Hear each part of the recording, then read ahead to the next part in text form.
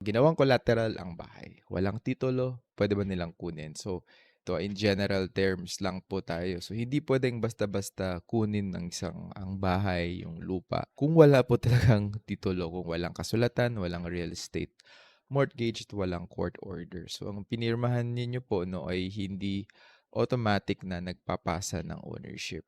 Okay? Para maging valid na collateral ang lupa o bahay, kailangan may titulo. Kailangan notarized real estate mortgage siya na naka-annotate sa titulo. Kung wala nito, medyo defective ang collateral natin at hindi siya enforceable. Okay? So, bawal po yung 'pag hindi ka nagbayad, akin na yung bahay. So, ito ang tinatawag na pactum commissorium. So, illegal po ito sa civil code.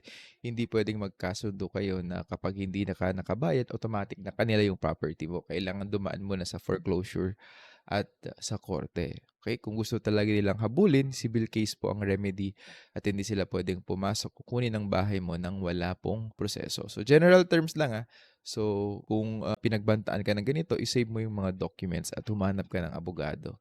Protect your property, follow for more legal guides.